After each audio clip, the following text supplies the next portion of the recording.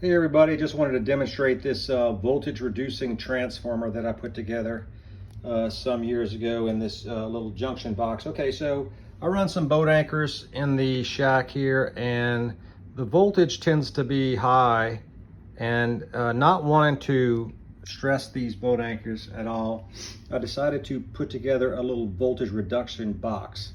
So there's several ways to reduce voltage. One's with a variac. You can put resistors on them, but I don't like those. They generate heat. This one here uses a bucking transformer, and I'll explain how that works. Okay, so here I have a 12 volt AC transformer in that little junction box there. And so you power the 12 volt AC transformer with your 120 volt supply.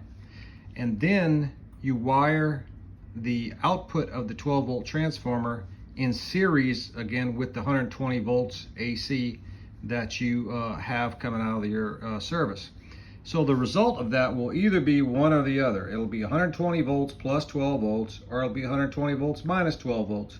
So the desired way to wire this is so the waves of this AC are pushing against each other to reduce the voltage. So that's what I did here, 120 minus 12. So the exact measurements here on this R390A that I'm using, at full voltage, my wall is putting out 120.9 volts with the radio on.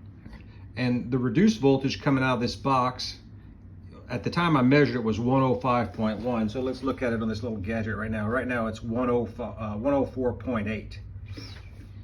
And then the amps that the radio draws consequently at full voltage is 0.95, reduced is 0.88. So the result of that is a reduced power consumption from 115 to 92. So the performance of the radio is also reduced a bit, but on strong stations it doesn't really matter. So if you want to keep these old radios working well and not being under a lot of stress and all that, you might want to consider reducing the voltage and building up one of these bucking transformers in a junction box is a handy way to do that. Now these have a current limit. It's limited by the current capacity of the transformer. Naturally, you know, this thing can't do 15 amps like the outlet can. So I have a 2 amp fuse in there, and you're not supposed to, you know, use this with any devices that draws more than 2 amps.